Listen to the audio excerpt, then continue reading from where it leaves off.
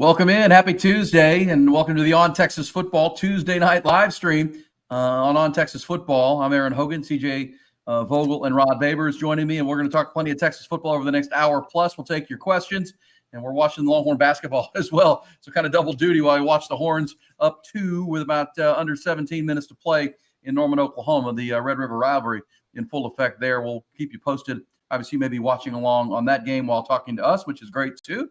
You can shoot questions basketball-wise, too, if you have them. Longhorns, as we set up, 2, looking to maybe shoot some free throws there in Norman, Oklahoma. It's on Texas Football, brought to you by Texas Electricity Ratings tonight. We'll tell you about them coming up. If you live in the great state of Texas, you want to learn about Texas Electricity Ratings as we get this thing rolling. But, guys, there's a lot to talk about, a lot on the docket, and it's another portal acquisition and signing today after a weekend visit. And CJ Vogel, tell us about the 8th portal edition for the Longhorns, the 4th on defense that came in this morning.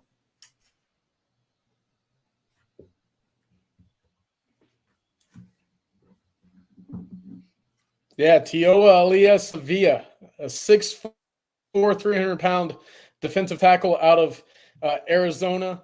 Bear with me right here. I know that the Wi-Fi is a little bugging, but Tioa Elias Sevilla joins the Texas defensive line group right now. Big addition. Texas needs depth. Texas needs production and experience. He brings a little bit of all of that. He was very disruptive against Oklahoma in the Alamo Bowl. A big run stopper first. He will be the guy that replaces Trill Carter in this upcoming season in that rotational role. Texas obviously still needs another piece on that defensive line, but for now, this is a good body to add to that room, someone with experience, someone with a little bit of talent as well.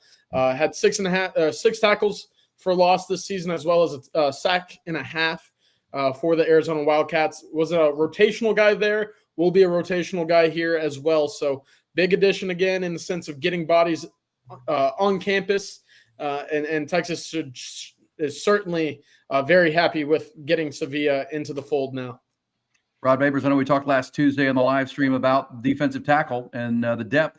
You know, it looks like he's looking more and more like a defense that'll be built out of coverage and speed at linebacker and edge pressure, edge players. But at the same time, you still got to be thick in the middle and stout in the middle. Longhorns were the best in the country, arguably, this past year there. But how do you see this rotation now with Sevilla in, who has the experience and the connection to Johnny Nansen, the new defensive coordinator, fitting in with the guys that are already here? Yeah, I mean, I agree with CJ. I think he's going to be in the rotation of these guys. I mean, he's the guy you had to have. I mean, you just needed proven commodities. You needed a quality depth at defensive tackle. It's just I just feel like it's going to be such a drastic change defensively when the last 2 years you've had the deepest interior D-line in the country in 2022. And in 2023, you had the best interior D-tackle duo in the country. And you go from that to Alfred Collins, Vernon Brown, who are they're good players. But, man, that's how do you replace the depth? It's more about the depth. I think those guys are actually going to have their best seasons. I think it could be possible Alfred Collins has a breakout campaign, regardless of who the D-line coach is. I mean, that guy, we got to talk 1 second about, Alfred Collins and his measurables and what is possible with him if it all comes together with him. This is a guy that really could push his draft stock through the roof. So let's just assume that, those guys are going to play as well, if not better than they played last year. You still don't have the depth. I mean, last year you basically had, assuming Alfred Collins, and we all agree he's an NFL player, you had 3 NFL guys in your defensive tackle rotation last year. 2 years ago, you had 5 of them, basically, your defensive tackle rotation. NFL caliber defensive tackles, man, it's not a lot of programs in the country that can say that. So how do you replace the depth there? That's why you had to have this guy. I'm not saying he's an NFL caliber defensive tackle. I haven't done that kind of research on him, but he is a proven commodity in terms of what he can do. And I think CJ just mentioned he's a run stuffer. That first and foremost, I think, is how he can help you. One thing I thought was interesting too, and CJ, you probably noticed it too. If you go look up his alignment and where he lined up, this is a guy that also lined up in multiple shades. Lined him up at times. They lined him up on the edge. He has lined up. He has at least 16 snaps at different shades, all up and down that defensive front. That's interesting because I've always said about Alfred Collins, that's a guy that should be playing multiple shades. because he's got, I mean, just situationally matchup wise, you should be able to put him in multiple shades on the edge, on the interior, and move that guy around and hunt matchups, or at least put him where you think you need him most, depending on who you're playing and what the strength of the offense is. But that's why he was a guy you had to have. So now you got at least 3 players who have played quality snaps, high level snaps at the college level that you have in that defensive tackle rotation. Hope is not a strategy. So I agree with CJ. You got to bring in another one. We can't hope that Sadir Mitchell and hope that the guys that have not seen as much action, that they're going to take the next step, especially when we don't know who the D-line coach is. We're going to get into that too. So that's a hell of a get. Johnny Nansen acquisition is already paying huge dividends for you. He's coming from the Poly side, the Poly community and that Pacific Islander community. That is obviously something that Johnny Nansen can tap into because he's a part of it already. You're seeing huge dividends from that as well. Yeah, as Vino said on the comment line, we don't need no stinking D-line coach. You know what I'm saying? That's a good thing. Hey, well, we'll talk about that coming up, as Rod said. CJ, speak to the rotation and how this thing plays out. And how would you compare him to Trill Carter as far as Trill? Trill, of course, was in for a year from Minnesota, became a rotational player, but obviously it was all about Tavondre and Byron Murphy and what they brought. And then Alfred Collins in behind that, Vernon Broughton. Is he that kind? Is he, based on what we know from Johnny Nansen and what we saw at Arizona? Of course, Johnny Nansen, if you haven't heard, also recruited him out of high school. So he was the primary recruiter when he came out of high school. So has a long-standing relationship with this player. But what type of impact do you think he can have alongside Collins, Broughton, and Sadir Mitchell?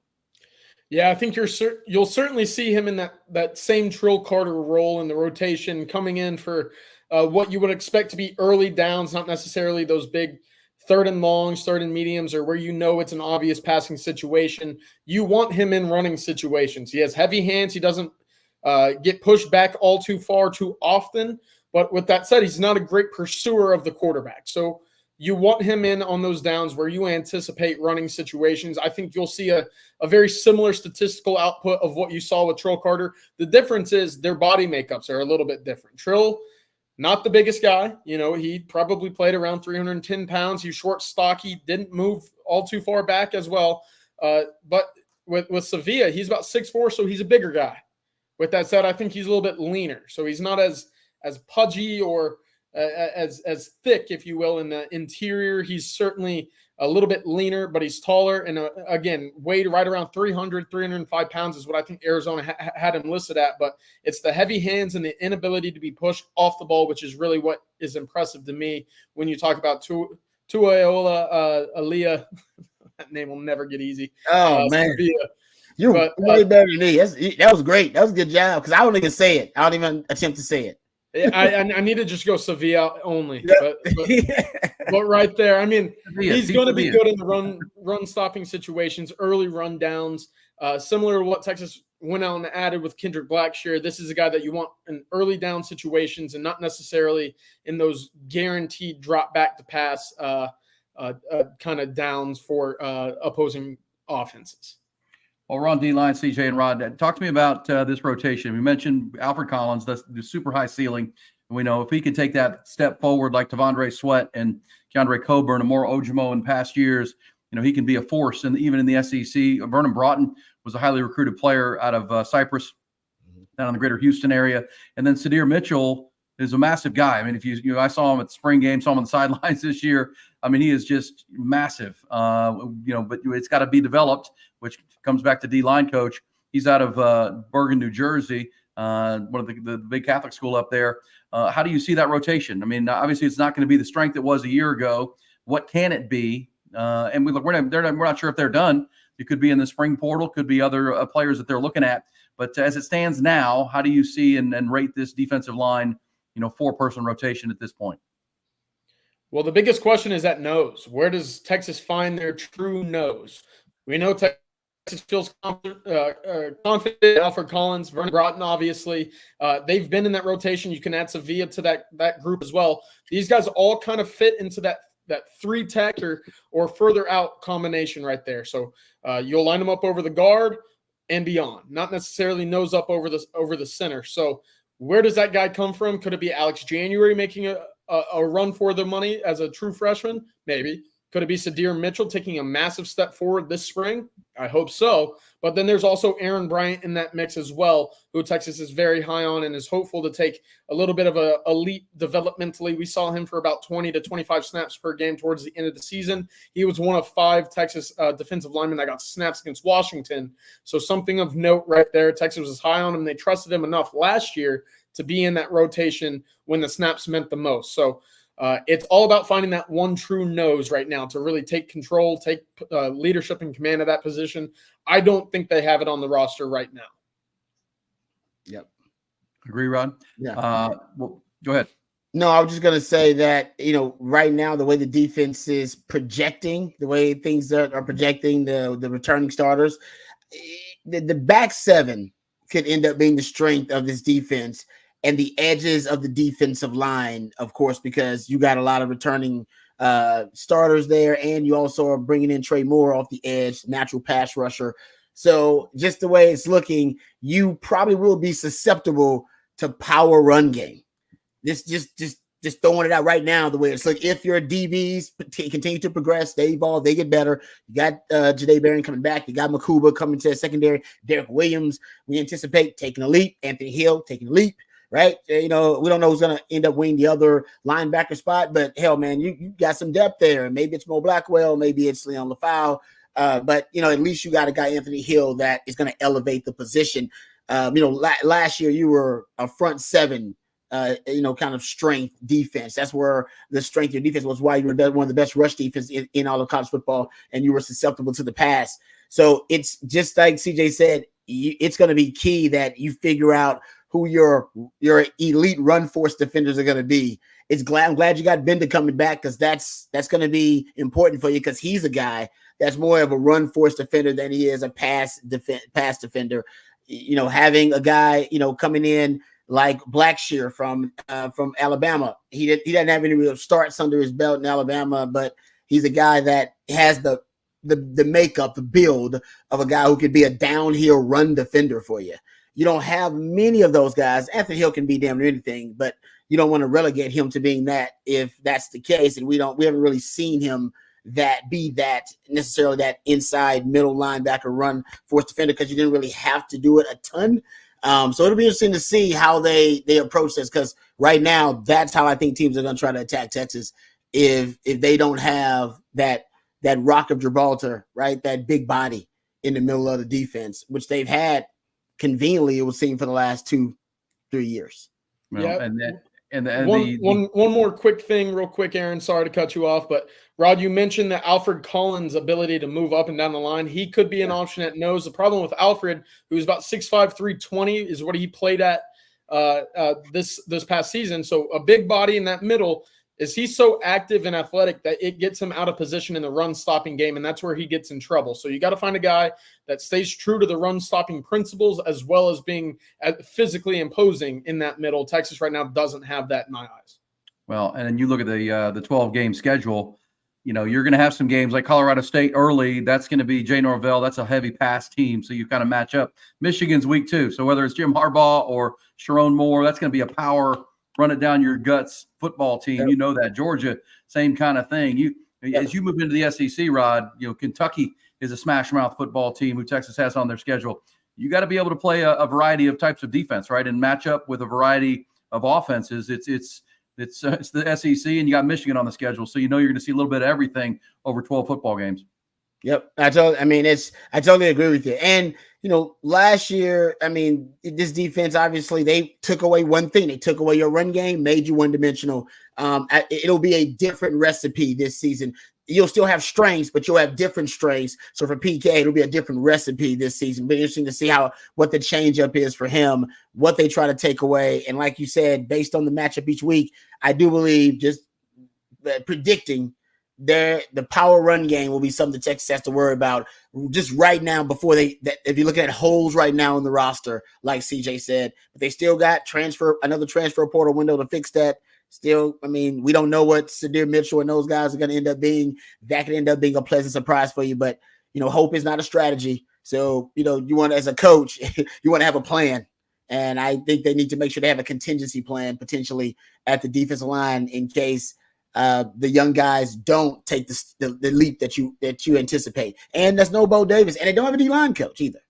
Yeah. You know, so that's the only thing that really it's just crazy that goes from the strength of the team last year now to probably the biggest weakness on the team.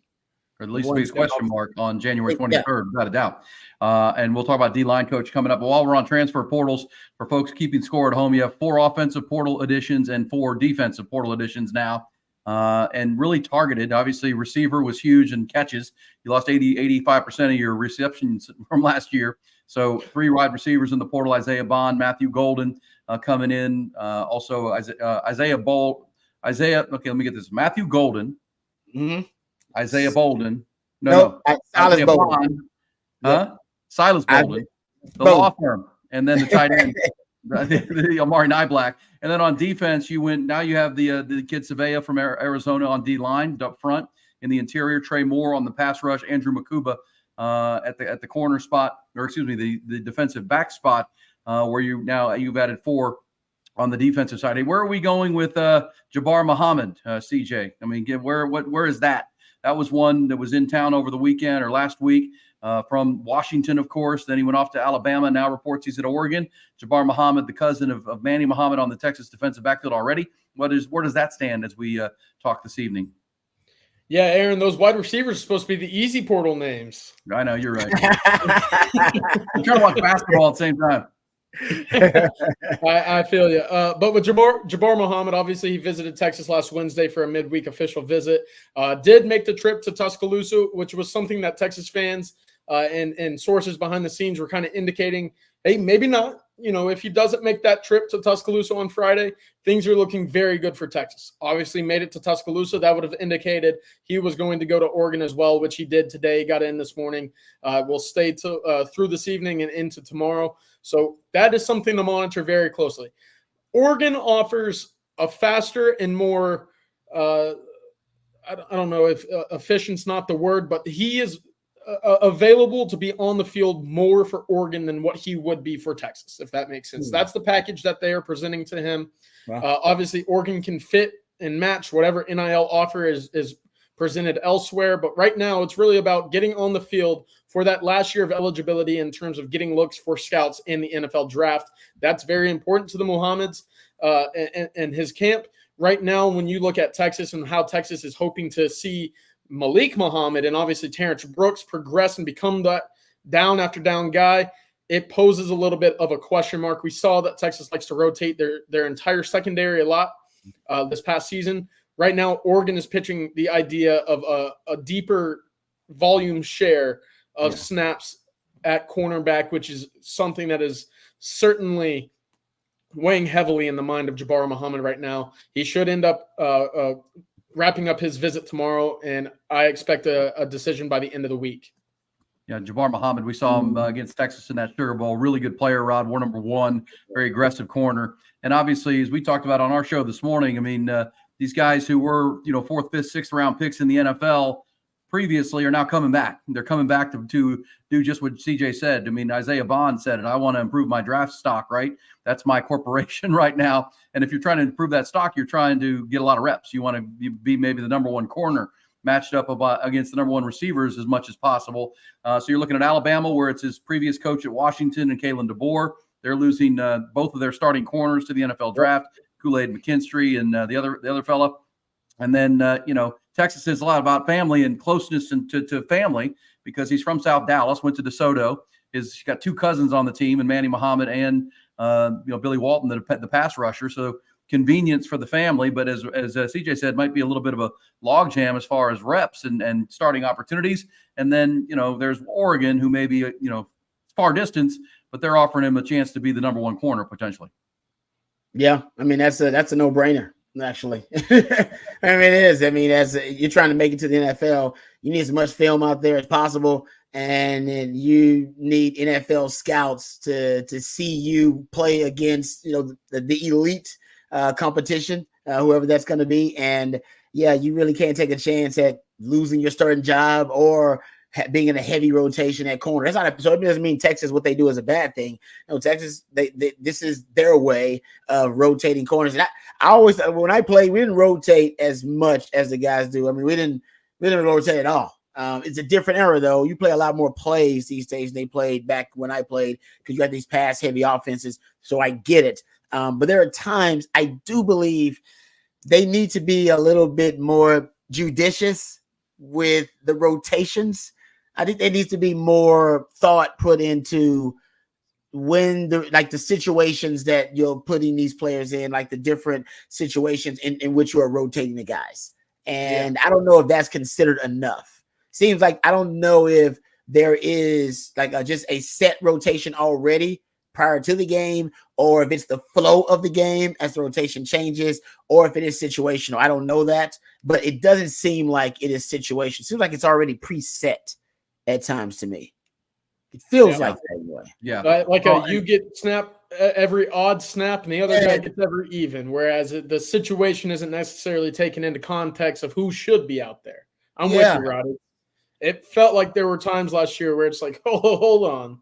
This is working down, let's think about this a little bit. I'm with you. Yeah. Like it was pre-scripted. At the same time, I do think they had defensive backs, especially at safety, Rod. We talked about it a lot. I know you all talked about it on Texas football. You had good box safeties to come up and support the run and be physical, and then you had good coverage safeties, and so you're trying to maybe mix and match a little bit. At the same time, that's why they're trying to be more malleable, as you talk about, Rod, back there, where you got more versatile defensive backs who can do a little bit of everything, a little rangier, speed, cover, and come up and support in the run game, which will be big. So we'll keep an eye on Jabbar Muhammad out of that portal. As we said, 4 on offense, 4 on defense. CJ, are you think in this cycle, are they done in the portal or and would wait to the spring outside of Jabbar Muhammad, or are there others? We're still all waiting on the Michigan situation where everyone anticipates Jim Harbaugh is going to move to the National Football League. The Chargers, he's interviewed twice now with the LA Chargers. A lot of thought that's where he's going to land, which would open up Michigan's roster. Would that be of interest? And where else would the Texas Longhorns be looking right now as far as portal early to mid-January?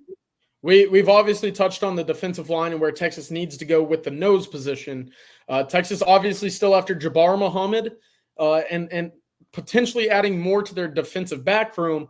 That would be a luxury to Texas. That's not necessarily a big need at the moment. Obviously, we've talked about Jahdae Barron coming back, Andrew Makuba's addition, as well as 5 very talented true freshmen coming in as well. Spring football should give you a great understanding and idea of where Texas is in their defensive back room. Right now, I feel like they're pretty comfortable. I think that the addition of Jabbar Muhammad would be elite.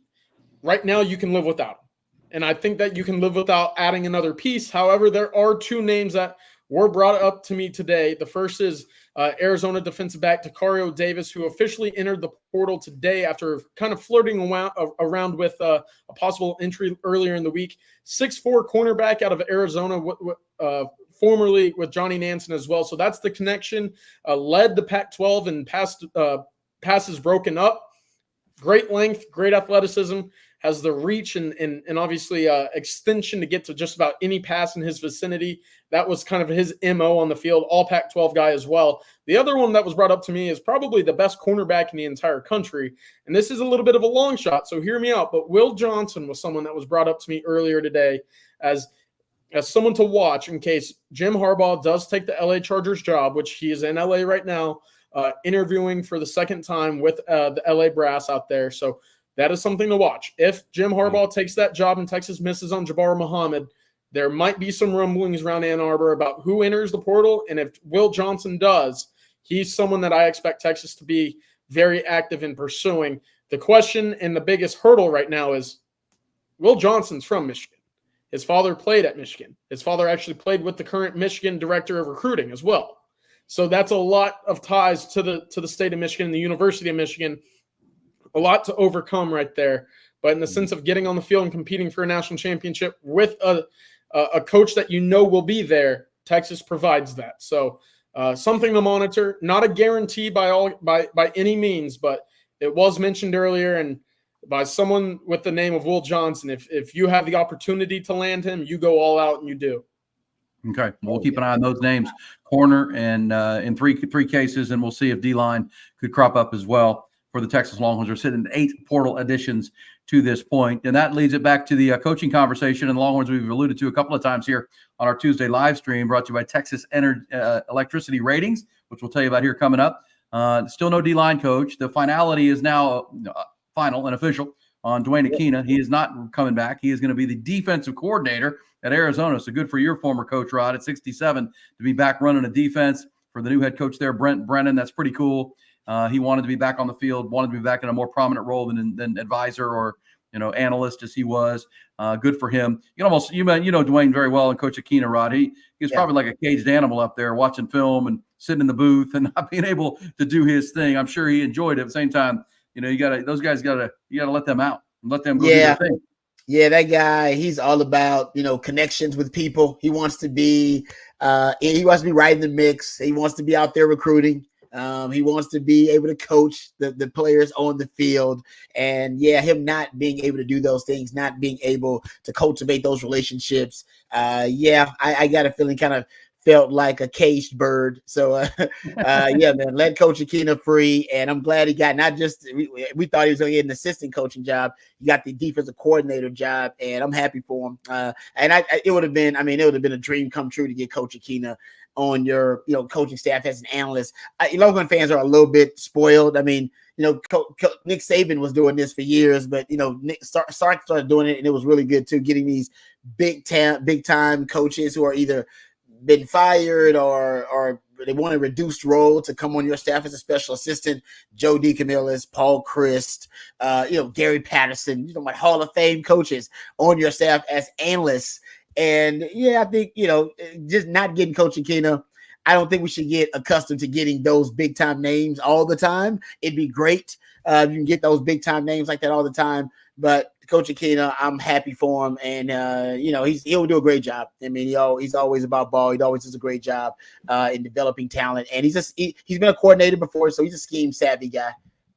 Well, and in quick response, and Sark, I think probably at some point thought he had Dwayne Aquina coming, and then the circumstances changed, and Jed Fish went to Washington, and new coach comes in and wants to keep Dwayne Aquina around for his first staff there in the desert. So William Gay is the name coming in, and NFL fans will know William Gay, Pittsburgh Steeler for 10, 11 years, won a Super Bowl with the Steelers, and got into coaching as an intern with Pittsburgh and then Missouri State with Bobby Petrino. This is one, complete opposite, from 67 years old to 39, kind of getting into the game, but another NFL coach with NFL ties, Tashard Choice, Chris Jackson at wide receiver. These guys have NFL ties. This is kind of a place like Sark likes to go. First, you, CJ, on William Gay, why? And then, Rod, I want your thoughts on, a defensive back that's kind of a peer of yours as far as age and playing in the NFL and things of that nature. Pretty much.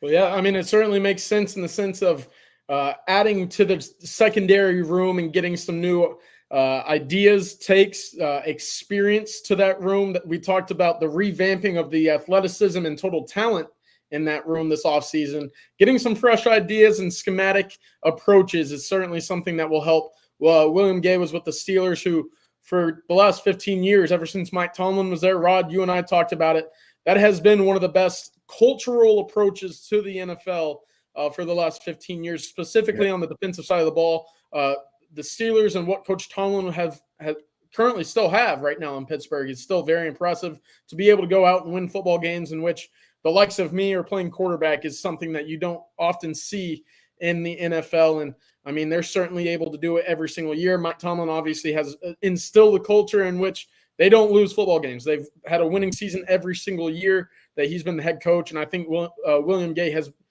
taken that upon himself to take that kind of stride in where he wants to go with his coaching career as well. Was also at Missouri State under Bobby Petrino as well. So a little bit of football knowledge from all corners right now. And I think his addition to the secondary room and that defense in general will be a great add in the sense of adding a little bit more identity and playing with swagger, as we talked about earlier on Talking Ball, Rod. That's something I think Coach Gay can certainly help bring to the table next year. I'm excited about the addition of Coach Gay. You guys brought up, a lot of different things in his background. CJ, you brought up him being with the Steelers. He was with the Steelers twice, 2 different occasions. He was drafted by the Steelers initially. Then he went to, I believe it was Arizona, maybe, if I'm not mistaken, for a season, and then ends up coming back to the Steelers again for a second stint. And then ends up going back to him again once he retires as a coaching intern. for an organization like the Steelers, right? You're talking about culture. That's what CJ brought up. That is one of the best run franchises in all of sports. And they liked William Gay a lot. So that's a good right there. That's a good reference that the Steelers liked you a lot. And Mike Tomlin, my former DB coach when I was with the Tampa Bay Bucks, he's a guy that his background was started as a defensive back coach and then became a defensive guru and then a head coach. Dick LeBeau was the defensive coordinator there for years with William Gay. Dick LeBeau is well known. Go Google that guy. Had been one of the greatest defensive minds in the history of football. So I'm sure that William Gay was able to siphon a lot. He moved from, I do know this about, moved from corner to nickel and moved back and forth from corner to slot in his career. So I think, that's important because we talked about versatility, right? That's that buzzword that starts throwing out there describing his DBs. This is a guy that's got some experience moving around in a secondary. So yeah, I think he's a guy that can also give them a lot of tips and a lot of different clues and a lot of different concepts, principles on how to promote versatility in the secondary. And what I also think he can do is, bring his just NFL experience and knowledge to the table. He's not going to be on-field coaching with the guys, but he'll be doing advanced scouting and self-scouting.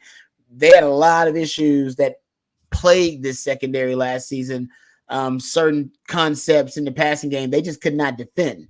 And they didn't have success defending them all season long. And they came back to haunt them, of course, in that Sugar Bowl, where you're talking about the deep ball, defending bunch formations, leverage on routes. So inside breaking routes were killing them. I mean, these are things, honestly, that were a problem this past season, and they were a problem in 2022 as well. So I'm not saying that, PK schematically is there something inadequate, but I do think maybe conceptually there are certain concepts that just work against PK's philosophy. And maybe you need to have some built-in solutions, some built-in fail safes, if you will, within the defense. And maybe a guy like William Gay can offer up a few, just problem-solving concepts, some solutions to the same problems that he may have seen. I know he's seen because he was in the NFL for 11, 12 years that he saw. And then the way that Dick LeBeau or Mike Tomlin would have approached the same exact problem and how they chose to solve it. I'll take that knowledge right there all day, every day, and twice on Sunday. Yep. Oh, you're muted, E. And I want to talk to you about this NFL, the NFL approach that Sark is taking with his hires, and they still need a D-line coach. So we'll talk about that. But I want to tell our audience about Texas electricity ratings. For those of you all still living in the great state of Texas, and in major cities, especially with deregulated electricity like Dallas and Houston, you understand that the deregulated electricity market can be very confusing. Texas Electricity Ratings is a shopping website, lets you compare prices, read customer reviews, and find good electricity that fits your needs. It also filters out a lot of the gimmicky plans on websites, power to choose that trick customers into expensive bills. So if you're in the market for a new electricity plan and you're in Houston, Dallas, or a deregulated area, shop TexasElectricityRatings.com. That's TexasElectricityRatings.com /OTF. That's on Texas football, obviously, for all your electricity needs. Hook them from the folks at Texas Electricity Ratings. Bring you our Tuesday live stream tonight. Find them there, obviously, if you're in Houston, Dallas, or any of those deregulated areas. And guys, on the NFL side, and I think it's interesting because Rod and I had a good conversation this morning, and it'll be ongoing. Jim Nagy, the head of the Reese's Senior Bowl, had a tweet over the weekend where he talked about the back end of the NFL draft, and really the back end of the Senior Bowl roster has been degraded in a bad way because of college football and the NIL. And the Longhorns are a great example. Guys like Jahdae Barron and Alfred Collins. We just talked about Jabbar Muhammad, Trey Moore.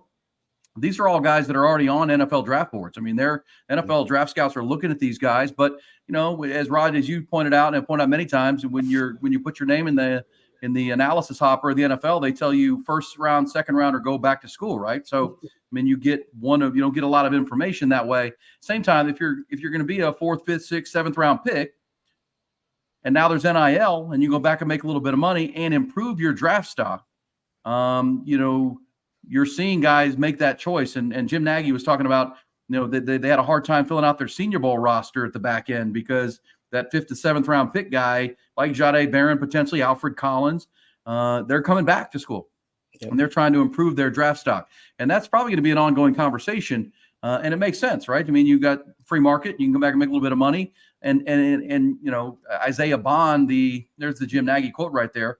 I think that's really good. I mean, later round prospects, but the combination of NIL money, widespread use of extra COVID year, and the smallest junior class in over a decade completely wiped out the depth of this year's draft. By late December, our Senior Bowl board fell apart in rounds 5 through 7. Teams will either be trading away day 3 picks to preserve value or selecting players from their free agent sideboard in April. You know, obviously that's an NFL conversation, but it's also a college football conversation. And I think it leads to what we're talking about with Sark, bringing in coaches, CJ, with NFL pedigree, who these guys want to take that next step. Andrew Makuba, Jahdae Barron, Trey Moore. These guys want to move on to the next level, obviously, and to have a Tashard Choice and a Chris Jackson at wide receiver for the Isaiah Bond comment about, you know, wants to improve his draft stock. That's what he's coming to Texas for, in addition to play for a really good program and play for a championship. You can see what Sark's kind of thinking about there, guys, about bring in guys that have been in the NFL. William Gay's 11, 12 years in the National Football League. Chris Jackson was coaching in the National Football League. Tashard Choice played and coached in the National Football League. You can see what Sark's thinking here. If we're going to be the bridge from college to the NFL, we got to be able to develop these guys in the way that the NFL wants them to be developed.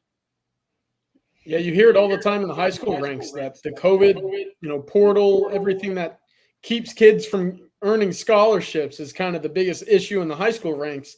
I didn't think about it from the opposite side of things and how COVID prevented kids from wanting to leave to the NFL. You throw NIL in the mix as well, but you look at it from a school like Texas's perspective, in which NIL is a big picture and a big part in why you were able to, kind of attract so much talent in the first place. It helps you because these kids are not wanting to depart for that big paycheck so early because they know that what they have at Texas is sustainable. They know that they can have another year of development, maybe a healthier year on the field, as we've mentioned with Jahdae Barron, who may not have been 100% healthy the entire season. So a lot of factors go into it. And I certainly think that for schools like Texas, where you can financially meet the needs and kind of compete with that of a late round pick in the NFL, it certainly helps your case and what your roster could certainly look like from a turnover perspective each year. So you mentioned Alfred Collins and Jahdae Barron as just a couple. Texas was able to go out and grab a couple portalers who were certainly on draft boards as well. So that's a big piece, and I think Texas is going to continue being a benefactor of that moving forward, which is certainly encouraging. Yep, I told it's interesting because I think it's happened over like a 7-8 year period. It's the NFL, like it started this when they changed their evaluation process when you got the grade back after submitting your name because you wanted your draft grade. They used to give you really kind of detailed grades about how you're going to be drafted. And they gave you this range about, oh man, you could be drafted from here to there. Now they went one, they go first round, second round, or go back to school. That started in 2015. That was a little bit of a deterrent for some guys. They're like, well, I don't even know where I stand. I'm not going to go. I don't know where I stand. And then 2018, you get your transfer portal. That gives you more, right? You get more freedom. You can move around a little bit, and your coaches don't have the power to withhold you, all right, from being able to transfer for another school and be able to keep you there by a lot of shady, duplicitous methods. They can't do that anymore because of transfer portal. All right, that's about player empowerment. And then in 2020, the COVID thing, you get your extra year of eligibility. So now more movement with more eligibility. That combined with the NIL that came the very next year, that's the law of the land. So I get more time in college football, but now I get paid for my time. And the big risk of staying in school as opposed to going to the NFL was, well, if I stay in school and if I do get hurt, I miss out on all my big payday and I get nothing. Nothing. Oh, I got a scholarship. I'm not saying so nothing. You get your education, but in terms of your compensation for your skill, you don't get that. For your name is like you don't get that. Now you can actually make 6 figures, a comfortable 6 figures, just coming back to school. So just having that as a guarantee, That helps. And then on top of that, now the NCAA doesn't even care about multiple time transfers. So you can transfer multiple times without penalty. You get that added on top of if our coach leaves, I also get the transfer. So it's just a better environment to be a college football player these days. If Rod B had been making that decision, I probably would have come back too. I mean, I was a 4th round pick. I mean, if I was going to be a 2nd round pick, yeah, but I'm a 4th round pick. I'll come back to Texas, make $500,000 and get started on my master's degree. You know what I mean? So it's just a way more attractive option. That's why in 2018, you had 106 underclassmen declared for the NFL draft. You know what I mean? You had in 2024, 54. They almost cut that number in half because it's just, you know what? It's better to be a college football player in some ways if you're going to be a mid to late round pick anyway. Yeah, I mean, we've seen guys at Texas over the last 5-6 years that have gone. Remember, little Jordan Humphrey going to the NFL when it was, right? he just wanted to go make some money. He didn't want to be in school. Hayden Stearns, I'm gone. Hayden Stearns, yeah, a lot of those guys. And, it's a whole different animal. I do think in the NFL and with the COVID year expiring and those kind of things, it'll kind of even out. And as we talked about, Rod, the players like Jahdae Barron and Jabbar Muhammad, who we're talking about tonight, these guys are come back and play a whole nother year of college football, put another year of college tape. Hopefully it's a healthy year.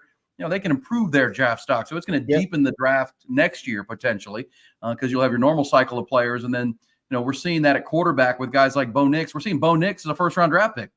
Never would have thought that 2 years ago or 3 years ago when he left Auburn. That's not even possible. So Michael Penix, these are guys who have now played a lot of football. So it may help the NFL, improve their bust rate and pick better players that are, have proven themselves more at the college level. But at the same time, this year's draft at the back end, 5th, 6th, 7th round, you may see NFL teams trying to bail out of that draft pick because you're going to be drafting preferred free agents probably in those spots, which just makes the pool of talent deeper. I think we're already, and I know you cover it too, CJ. If you cover college baseball, you're seeing that right now at the college baseball level. So many players are staying and developing the college level because they enjoy playing college baseball and getting developed at that level. College baseball has never been deeper than it is right now as far as talent. Maybe we see a little bit of that in college football over the next couple of years, and Texas would be a good example of that, able to plug these holes. But I also think it's important that Sark is taking that kind of seeing this, Rod. I mean, you got to study the game, right? You got to study what's happening and to try to bring in coaches with an NFL background. I think it's big. I mean, I think it's important. It resonates with the players. Yeah, I think the recruiting pitch, to get players hadn't changed that much since, I was being recruited way back when I was a teenager. We all wanted to play no matter what generation of football player you're recruiting. From the guy from the 70s, the guy from the 90s, and the guy from the 2020, they all want to go to the league. And when you're talking to I've talked to these young teenagers, these young football players in high school, and when you tell them you play in the league, they look at you differently. Their ears perk up. They listen with a little bit more intent. Like, hold up, what? Oh, what? And that's what Sark understands that. And when you talk about this staff, when you can sit down with a young person and say, you know what, I think you got what it takes to play in the league. You know what I mean? I've been there. I actually seen NFL players. I was in practice with them. I played against them. You got what it takes. Now you got to listen to what we tell you to do. All right. You got to work hard and you got to listen to what Coach Choice tells you because Coach Choice played in the NFL. You got to listen to what Coach Sark tells you because Sark was an NFL coach, or Coach Flood, or, you go Coach Jackson. It goes on and on. You got to listen to those guys. But hey, man, what we were telling that we've seen NFL guys, these guys coached and played in the NFL. You're an NFL guy. You need to come to Texas and, we can start the pipeline. And then once you've proven that you can develop NFL talent, which Texas is going to do in this draft, then you can make those natural connections. The guy in the living room talking, hey, I've been in the NFL. I saw it. I coached against it. I played against it. You are an NFL player. You got what it takes. Come to Texas. We're developing NFL players at your position. Didn't you see what we did in the draft this past year? Bing, bing, and you make the connection, and it's easy. That's easy money. So that I think he's just doubling down on what is a for sure recruiting pitch to every player you're going to recruit. Do you want to play in the league? They all do. We all do. Period. Yeah, 100%. And as you're developing now, you can make a little money on the side, and that makes things a little bit easier. I think that is a really good, wide-ranging conversation philosophically around football and the industry of football right now. Hey guys, defensive line coach, that brings us to that spot. It's still empty. I was told today that Rod Wright has been the focus for Texas, but that maybe upon the season ending for the Houston Texans, conversations were had, and maybe I don't want to put words into mouths, but that maybe recruiting wasn't the favorite thing for Rod Wright. That the idea of coaching, developing talent, but maybe the NFL working with D'Amico Ryans, the year they just had in Houston was pretty special young group. That the idea of even coming back to his alma mater was trumped by the idea of staying where they're at, developing there in Houston, but also, do I really want to go recruit? I really want to go sit in living rooms. And Rod, you've talked to a lot of guys who could be really good coaches, who that becomes maybe the biggest deterrent for former players who want to get into coaching, because that's a lot. When it's going year round now in this cycle, and especially if you're Rod Wright, who's a great player here at Texas, and you're in a really good place with a young coach like D'Amico Ryans. He did it, right? He was at UTSA. He was at Miami. He knows what it's like on the recruiting trail. He gets it. He knows that calendar is growing more and more packed, jam-packed every day.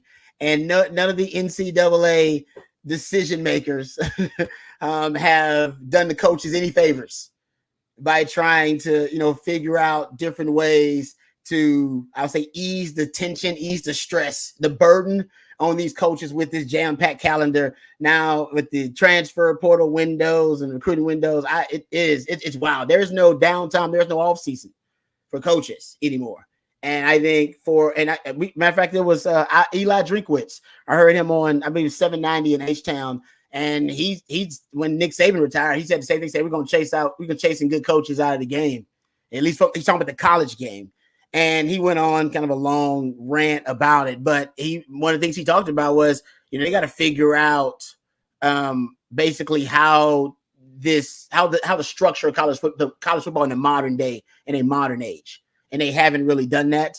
And because of it, it's like I said, I don't think the job as a head coach or for any coach I don't think it's ever been tougher. It's as tough as it's ever been with the calendar currently the way it is. So I could see a coach like Rod Wright, once you get to the league and all you got to do is coach and develop talent, and you ain't got to recruit, which is basically it's a full-time job. Yeah, recruiting is a full-time job. CJ follows recruiting. That's a full-time job. So recruiting is a full-time job on top of being a coach, which is a full-time job. So he knows, man, as I go to college, I got to do like 2-3 jobs in one. I go to the league, I got one job: develop this talent. Period. Yeah, absolutely. Develop talent. That's it. So yeah, sorry, CJ, go ahead. No, I mean, I kind of liken being a college coach to being like a president or a politician. I mean, no one wants to sit down and go over the numbers of precincts that you're trailing or precincts that you're winning, who you got to target, how you're going to schedule out your campaign trail. You don't want to do that, but you sure want to walk up on stage and feel the celebratory applause and shake the hands and kiss the babies. That's the fun part of it. That's what coaching is. All that other stuff is, that's the recruiting. That's dealing with NIL.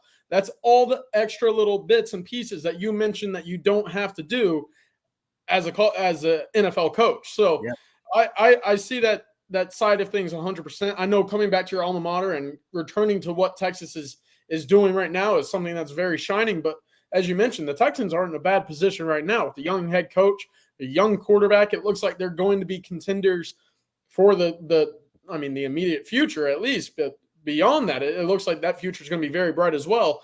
So I certainly see the idea of not wanting to come back and take on those extra tasks because, as you mentioned, you don't have to do that in the NFL. You just show up to work, and you coach the 7 or 8 guys that are in your room, and you say, all right, that's it. After, we're done with this meeting, y'all go play some golf, y'all go get some treatment. I'm going to go, kick my feet up on the couch and watch a movie. I'll see you guys tomorrow. You don't have to get on the phone and call every high school in the state and keep those relationships going. You don't have to watch huddle film all night. It's a different lifestyle, 100%. Yep. Yeah. And I find it interesting as we talk about all these, these last 3 or 4 conversations, NFL and college football, that UCLA is reportedly hiring Darren Usher, who's coming in from Oregon to become the general manager of UCLA football.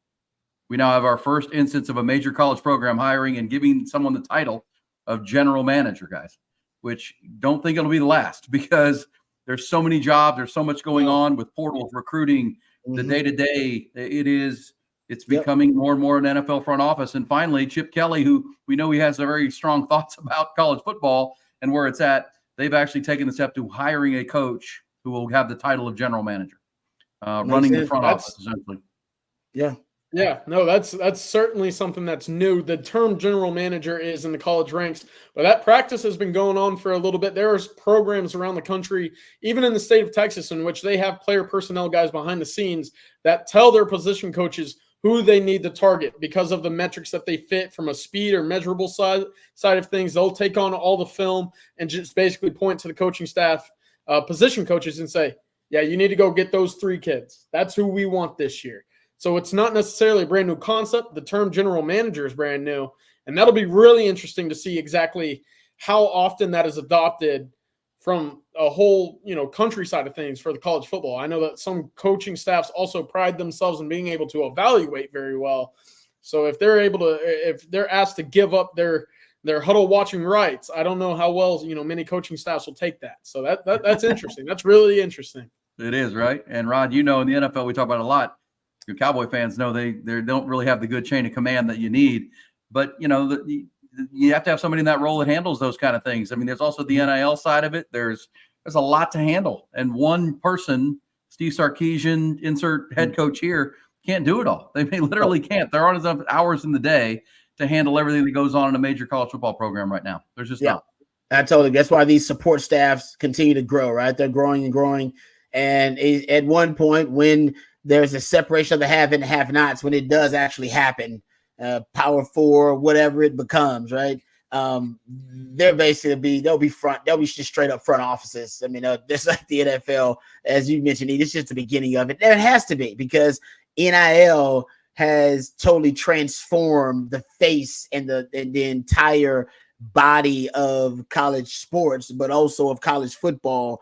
And at this point, I do think you're going, just for the big time college football programs like a Texas, like your Alabamas and your Oklahomas and those big time Michigans and everything, you're going to basically need multiple. You're going to need a general manager, an assistant general manager, just like in the NFL. You're going to need a capologist, with your NIL, call them what you want, NIL strategist. I don't know, give them some fancy name, whatever. They know about all the NIL resources, how they tie inextricably to the transfer portal and how they tie to your recruiting. Or, you know what, we're only going to give 30% of our budget, our NIL budget, for transfer portal acquisitions this time. We want to go more 70% to recruiting, or we're going to go 50-50, man. We really got to get more proven commodities. You're going to have it just like that. It's going to be like the free agency, and it's going to be, as close as you can get to the NFL model. Well, I give UCLA credit.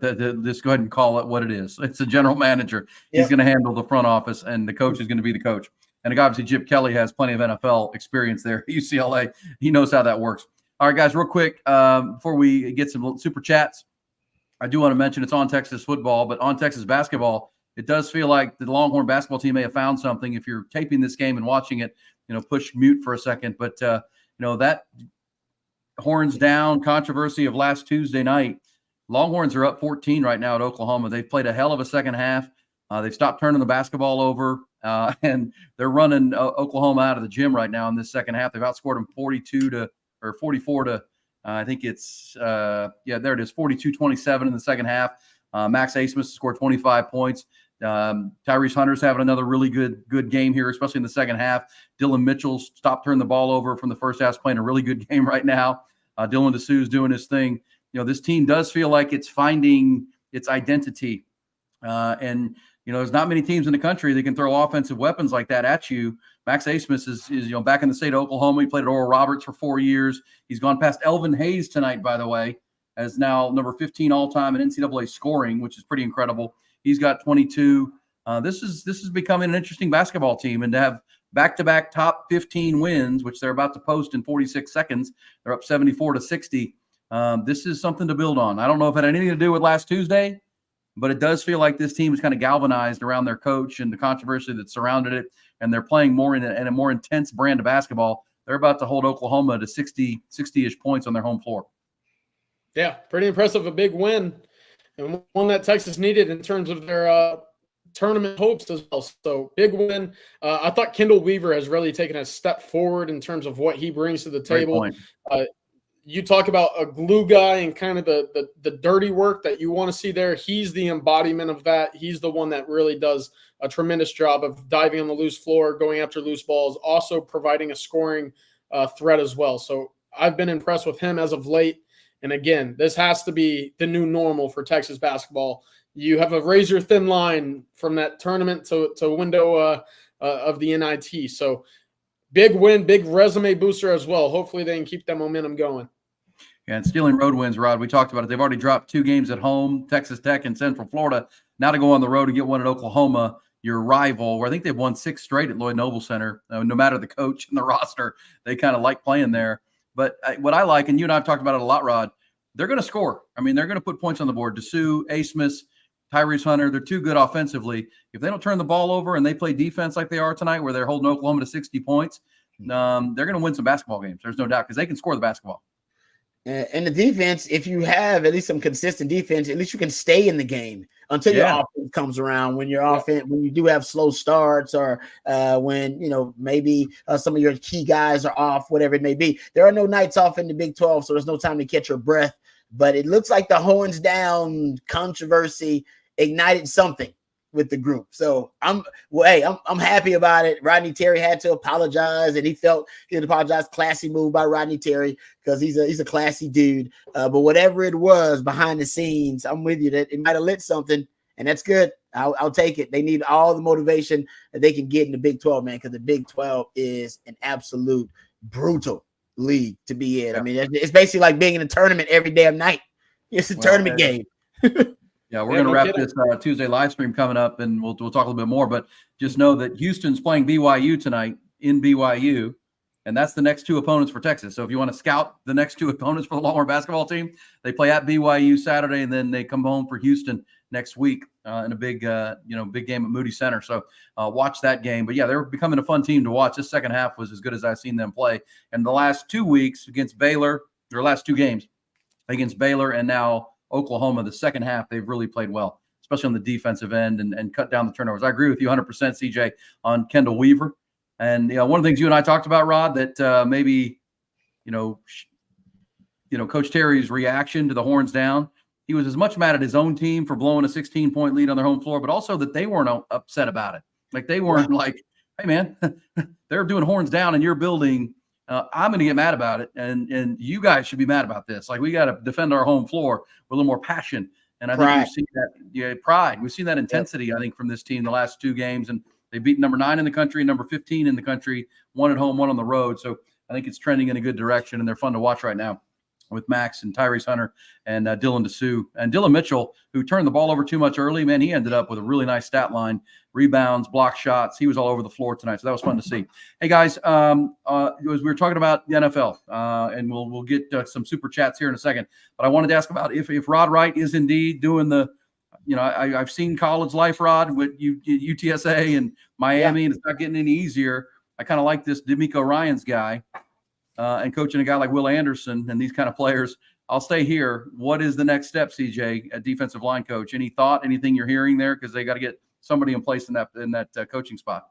Yeah, if it's not Rod Wright, I mean, I guess I don't want to say you go back to the drawing board, because you have other guys on that list that you hope to have pursued or at least done some extensive background on at the moment. But I don't know. I don't know where Texas goes from here. I do think we'll continue to see an approach towards the NFL. I think that's kind of been what Sarkisian has hoped and at least attempted to bring to his Texas program. As we've mentioned, obviously, William Gay is someone we talked about. Chris Jackson from the previous calendar year was someone that Texas brought in as well. If it's not someone that Sarkisian has ties to previously, like Johnny Manson, I think he'll go to that NFL route and try and get someone to come in and truly develop his guys to the next level. That's where I lean right now.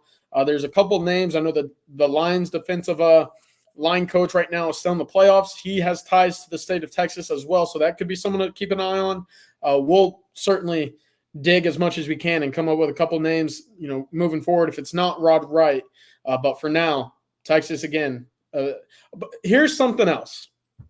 Texas doesn't have a defensive line coach right now. issue, maybe. Didn't have him for the junior day. But the Texas coaching staff is also on the road right now. As a result, Brandon Harris, the director of recruiting, has kind of been elevated into that 10th assistant coaching role and is on the road today. He was in Louisiana. He stopped at Catholic High School down there, University Lab, as well as a couple others in that area. That's been one of the hot spots for big-time Texas targets as well. University Lab is home to Keelan Moses and the number 2 prospect in the entire country, Lamar Brown. And so Texas actually offered Brown this afternoon. So Texas is doing work, even with that 10th assistant coach spot not filled. Brandon Harris is taking over for that role right now on the road, continuing Texas's approach in the recruiting ranks. So something to keep an eye on as well. Recruiting never sleeps. Life of a college coach, as you mentioned. Well, and Brandon Harris is a really good recruiter. So if he's out on the road and allowed to do that, because you're missing a defensive coach with Bo Davis going to LSU, then Brandon Harris is a really a connecting type of guy who can get after it and fill that role until they find the right guy, which makes it feel like you don't. If Rod Wright is indeed, thinking about and considering staying at Houston with the Texans, that you can take your time and make sure you get the right. I will say this though, I know because Rod Wright obviously would be the NFL connection. I agree with you guys. I do think he wants an NFL kind of credential on the resume. Frank Okam is at Toledo now, but remember he was in the NFL. Yeah, he was in the NFL for a while. He was I believe he was with the Raiders for a while. He was with Carolina, I believe it was too. Yeah, Carolina Raiders with Carolina for 2 stints. He's with Toledo now, and I don't know if he's been a name that's been thrown out there or not. In terms of, I know he's been thrown out there. We've talked about him, but I don't know if Sarek has considered him a candidate. That is somebody to consider because he does have the NFL background as a player, but also as a coach. Oscar Giles, the name has come up, but I don't think Oscar Giles has any NFL pedigree in his background to that extent. So if you want the NFL pedigree and a guy who is willing to recruit, Frank Okam could be a powerful choice too. Love me some Frank Okam. Covered him. That's a smart guy. You can have a lot of long conversations with Frank about a lot of different things. He's an interesting dude. And Toledo's doing really good. Toledo right now, I believe Toledo finished like 10th in total sacks. Yeah. Something like that. They were pretty good. They were really good. All right. Yeah. All right, let's do some super chats, Matt. Let's get some questions there. Rob, with the winter workout starting up, walk us through that process. Who made the biggest physical change in an off season that you knew of, I guess is the question from Justin. We appreciate that super chat. Making physical change, especially with 18 new high school players on campus, Rod, and 8 new portal players. I mean, there's a lot of work that can get done. And Sark talked about it after winning the Big 12 championship. The road to the championship and the path to it was laid in January. Yeah, that's a good point in terms of who has made the biggest, in terms of on the team who made the biggest physical transformation. I mean, that'd be tough. Get a chance to see these guys. I do think who I'd like to see make the biggest physical transformation would probably be a guy like Anthony Hill, because he came in just raw talent. And when I saw him for the first time, you could see that he still got his kind of teenage baby fat and body still. Like he hasn't necessarily even filled out. He looks like on the field because he's just a specimen of a human. But man, when you get these guys in the weight room, one full off season and get them with the nutrition and dietitian, I think that's a guy. When his body transforms, because it will, it's going to take his level of play to another stratosphere. He's already a freshman All-American. And I think once they get him in an off season, they could transform him as well, get him in a strength and conditioning program. Guys like the running backs. Cedric Baxter, this is a guy that needs to transform, right? He needs that armor. He was getting nicked up here and there. He's bigger than I thought too when I saw him personally. I didn't realize he was so big. I did not. I had no idea. He's huge. Dude, looks kind of like a little, like he could be a linebacker pretty much if you wanted to put some serious weight on him. He's a guy that when they put the armor on him, he'll be able to take some more licks and be able to help you with that power running game, with that inside running game. So he's another guy. Can't wait to see his body transform. Man, there's a lot of those young guys that, last year just showed you flashes. And, they get 1 year in the conditioning program and they really obsess about it. Immerse themselves in it, they could really take a huge step. Yeah, I think you said the name I was thinking, Rod, was CJ Baxter, just because he was a freshman, and we've heard, and you cover recruiting, CJ. I mean, that state of Florida, they don't have that in period football period like they do in the state of Texas, and it's not as organized as you see in the great state. And so these guys come in and they need that college weight room. They got to put that. They're great talents. There's no doubt about it coming out of the state of Florida, but they got to put that armor on that Rod talked about. Quinn Ewers obviously was the number one body transformation from a year ago. We'll see where that goes. And then Ethan Burke, another guy you'd love to see add a couple of pounds. Who are guys you're looking at, CJ, that can use this next 6 months to really transform and look like even a different player in the fall? Quinn is one of them. You mentioned it right there, Aaron. I mean, I'd love to see Quinn add about 10 pounds of muscle, especially in his lower half, so you can use him in those short, quick, 4th and inches kind of situation for a QB sneak. Obviously, it'd be nice to get armor on him as well so that those big hits don't sideline him. As we've seen the last 2 seasons, he's had to miss games with little nagging injuries. Aside from that, Sadir Mitchell is a guy that comes to mind. Slimming down, losing some of that bad weight, adding good weight, and obviously getting into shape in which Texas can use him for extended snaps this fall would be big on the defensive line. Aside from that, I look at Derek Williams as another guy. I really think that he could be a guy that could bulk up a little bit. We don't necessarily know who's going to be that big headhunter guy for the Texas secondary. It'd be great if it was Derek Williams, obviously smart in a smart approach so that he's not out with targeting. But Derek Williams can bring a hit every now and then. I would like to see him add a couple more LBs. So those 3 names certainly come to mind. But man, this spring, to answer that last super chat, Quinn Ewers has got to be taking that next step. It's got to be one of those approaches in spring football where they're going through live team periods and scrimmages, and Quinn Ewers is just facilitating the ball, and that offense is scoring a lot of points through the air. That's what I hope to see. I think the running game will be able to put up some points this spring as a result of the offensive line coming back, as well as the running backs that we hope to see take that next step. But right now it's got to be Quinn Ewers being able to throw the football across the field, make any throw on any trajectory, any velocity, whatever it might be. Year 3 in the same system, he's got to take that next jump to being the best quarterback in the country, what he was touted to be coming in. I agree with CJ on that. You talk about Quinn and this spring and what he needs to do. He's got all these new additions, right? The transfer portal additions, 3 new receivers coming in, even the young guys who are going to step up, your Jonte Cooks and Ryan Wingos and your Ryan Niblets. I mean, they have not had a lot of on-field time, on-field reps with Quinn Ewers. So this offseason is really going to be about what we don't see and what we don't have access to, right? The quarterbacks, the starting quarterbacks, hell, maybe now it's different. But back when I played, starting quarterback got the keys to the practice fields. He got the keys. So he could go to the practice fields and throw anytime he wanted to. Anytime, day or night, didn't matter. He had the keys. He could go up there and boom, get some work in. That's what I want to see from Quinn, because the one thing that he's going to be missing, Sark's bringing in proven commodities for him. He's bringing in guys that have been there and done that on the big stages, on the biggest of stages, right, in college football, that have been productive. So you're going to get those guys. You also going to get high upside guys who haven't done it necessarily, but who got a lot of upside, like Jonte Cook and your Ryan Wingos. But what you are going to be lacking is chemistry. You don't have chemistry with these guys. They just came in. Talent through the roof. Productivity coming in. You got guys who explosive playmakers, but you don't have chemistry with these guys. So to develop that chemistry, to expedite that process, you got to be throwing and you got to be getting as many routes and as many throwing sessions in with these guys individually, as a group, as with 7-on-7 against your team, your defense. You got to gather those guys. That's going to be up to Quinn. All right. The coaches, they cannot organize these, team activities, right, away from the practice sessions and away from spring football.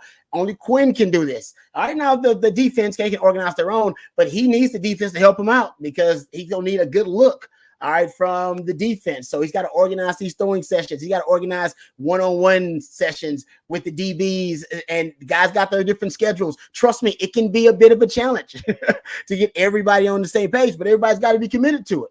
Because everybody's got to understand now, man, Quinn needs to develop chemistry with these wide receivers. He need to work out a lot of the growing pains and the kinks here in the offseason. Even before we get to spring football, we need to actually be on track already. We need to already be on a track where these guys have some foundation together. some rapport already built in, and that's going to be up to Quinn. This is Quinn's team. Last year wasn't Quinn's team. Last year, it didn't feel like it was Quinn's team. We had a lot of skill, talent, a lot of good players, but I don't know if you can say that was Quinn's team. The year before that, that was Bijan and Rojo's team. This is Quinn's team. It's going to be up to Quinn to, I think, necessarily to organize these guys, but also it's going to be up to him to motivate these guys. They're going to follow him.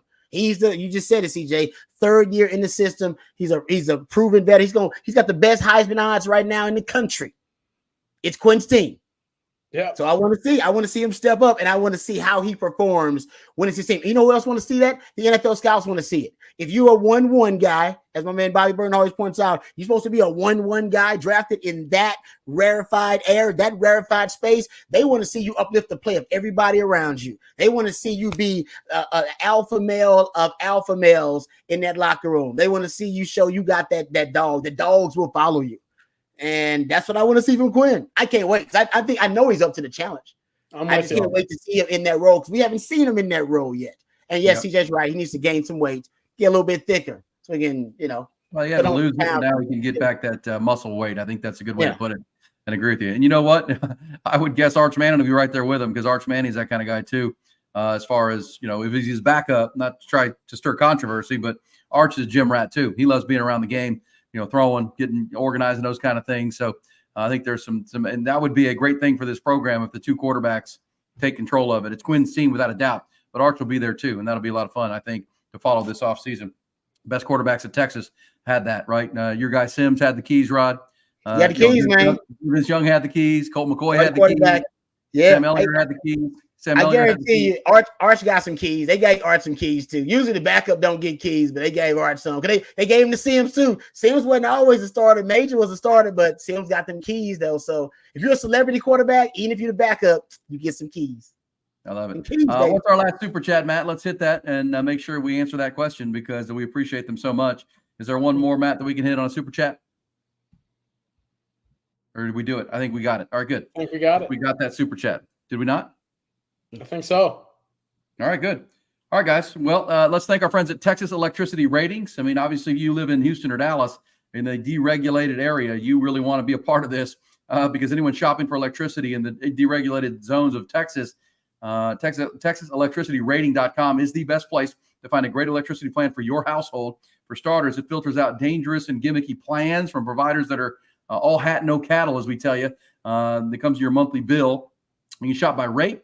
Also, an average bill will feature you can shop by that rate, but also an average bill that features and actually takes into account seasonal usage to give you the real number, not some placeholder. So if you're looking for a new energy plan, check out TexasElectricityRating.com. That's TexasElectricityRating.com/OTF. Make sure you put that /OTF. That gets On Texas Football in there for the best options available. And hook them. They're big Longhorn fans. You're going to love it with deregulated. So check those out. TexasElectricityRatings.com. All right, guys, we've got lots to talk about moving forward, including Longhorn basketball tomorrow. That'd be great. Big win at Oklahoma. Anytime you beat Oklahoma in anything, that's what you're talking about. Porter Mosier's team was number 15 in the country. So Longhorns with a nice win at Norman tonight. Also, the Texas women will be hosting Oklahoma tomorrow night at Moody Center. So always good to get a hold of those Sooners in that conversation. It says Rod and CJ is Sark, the defensive staff loading up everywhere around the interior DL because they know development is needed. Hence, NFL caliber D-line coach on the interior D-line thing. Thank you, Seth. That's a big super chat. Appreciate you there, guys. Thoughts? Oh yeah, thank you, Seth. Big time. I certainly think that Texas is approaching its defense in an idea that they can improve everywhere. You've added now in the secondary, the linebacking core, Trey Moore off the edge. You saw Sevilla added as well. They've added everywhere. Is that because the weakness is going to be in the interior? I don't think so. I think this will be something that you see every single cycle. Texas will go out and find pieces that they think can compete and add to their roster with immediate impact. This is going to be an every year occurrence in my eyes. Texas will go out and add whoever they can to think that they can fit in the culture, compete on the field, and impact your football program in a positive direction. This will be what we see moving forward regardless. I think this was just the blueprint of how Sarkisian will continue to approach the portal moving forward. Yeah, it's I don't think that Sark and PK have really gotten a chance to build and construct the defense the way that they have envisioned, right? I think a lot of the defense so far has been built out of necessity, and has been built on what they inherited, the strengths of the players they inherited, and they inherited a really good defensive front. Right. Well, it was really good. They developed those guys, but they had a lot of good players up there. Your Jalen Ford ended up being a really good player. Devondre Sweat exceeded expectations, outperformed, his recruiting rankings. Byron Murphy ended up being a really good player for you. You had Colburn, you had Ojimo. So I think the identity and the brand of football that they've been playing on defense has been built around the strength, which is what they inherited, and that was in the front seven. And now I think Sark and PK are now starting to construct the defense with how they want to and how they visualize PK's ideal defense to be. I'm not saying that it lacks interior defensive linemen, not at all. I mean, I'm not there. I do think in terms of roster construction, defense was put not on the back burner, but it was one of the last phases of roster construction. I've talked about this, and the defensive backfield was one of the last areas of roster construction. Look at, the defensive back class they're bringing in now, right? 5 DBs in this class, the most that Sark has brought in the class. It was one of the last areas they were addressing in roster construction, and you can tell a lot by the kind of DBs that they're recruiting, versatile, speedy DBs that can flat out cover. So I just think that those two things are lining up, them now starting to approach roster construction with the defense in the last phase, which is that defensive backfield, and them that coinciding with them losing what they inherited as a strength, which was their front seven guys, Jalen Ford and the interior defensive line. And now I think they have to almost go back and start to construct the interior defensive line in the front seven again, because they really have not approached it defensively as, I would say, as a priority, because they inherited so many good players on the front seven. So I think now when you look at it, it almost seems like the back seven is going to be the strength because of what they've done there already. Your Terrence Brooks, your Malik Muhammad, your Derek Williams now in there. Janae Barnes will come back, but they got Makuba in the transfer portal. Anthony Hill they got, right? It's like, they got Colin Simmons coming on the edge. So it's almost like they've constructed it from the outside in, but I just think that that's almost coincidental. Almost, it's just it's more so than intentional or deliberate. Yeah, agreed. Well put. It's good stuff. And I would also say to the question about the NFL, I mean, we talked about it throughout the live stream tonight, but it's a self-fulfilling prophecy, guys. If you bring in NFL coaches that develop these guys into the NFL and you're putting draft picks in like you are this year, the recruiting cycle, you're not able to negatively recruit Texas at all. I mean, the next crop are going to want to play at Texas because they're winning and they're playing at a high level and they're going to play on Sundays. I mean, that's really the goal. And I think that's Sark's vision on, we've got the NIL opportunities. We can help these guys along the way. We're winning. We're going to the SEC, and we're bringing in NFL coaches at some level with NFL backgrounds to make sure these guys get drafted into the National Football League. At that point, you're almost bulletproof as far as that goes for negative recruiting, because what are you going to say? What are you going to tell people? There's no reason. And so that's where CJ, you see this on the recruiting trail. You're starting to pick the guys you want, right? You're starting to, Nick Saban did this. Georgia did it with Kirby Smart. We're not casting a wide net of recruiting. We're pinpointing guys. We want you. And here's why. And that's going to be hard for those guys to say no, especially out of the state of Texas. Yeah, without a doubt. You just saw it again this weekend with Texas in their junior day. Added 2 commitments. Racing Guillory out of the 2026 class, a running back from Aledo, tremendous talent, as well as Lance Jackson, who we were fortunate enough to speak to on Sunday night. We spoke to his high school coach, Josh Gibson, this morning as well. Had great things to say. Josh Gibson, his head coach, actually said he's surprised he is not a 5-star caliber guy when you combine 6'6", 265 with the bend that he has off the edge, as well as the athleticism in which that he combines with the 93-mile-per-hour fastball on the mound. So a lot to like right there with Lance Jackson. But that's to your point. You start seeing these guys willing to commit to Texas earlier as a result of this sustained success and on-field development that we've seen this past season. And as that continues to trickle, you'll start seeing that more and more. Because guys want that spot, Rod. Guys want to be at I don't want to miss my opportunity to play at Texas because they're doing the things we're talking about, and obviously that's where Sark wants to take this program for sure. Yeah, and I'm sure he gets all the girls too. That guy. I mean, he's got 94-mile-an-hour fastball. He's 6'6". Bend. Like, all right, come on, man. I mean, how many genetic traits can you get in one body? That's pretty awesome. I love that guy. All right, guys, good stuff. Fun Tuesday. Now, Longhorn basketball with a big win tonight, and I'm sure that'll be talked about a little bit tomorrow on Coffee and Football. It'll be you and Bobby and the full run tomorrow. Thank you to Texas Electricity Ratings. Rod, you and I will be talking about it tomorrow on the Horn, at hornfm.com. CJ, Rod, thanks, guys. Appreciate it. And Matthew, of course, all the super chats, all the viewers, we appreciate you very much. It's been a fun night. You guys, any parting thoughts? Or are we good? Just hook them, baby. Big win at Moody North. Oh, and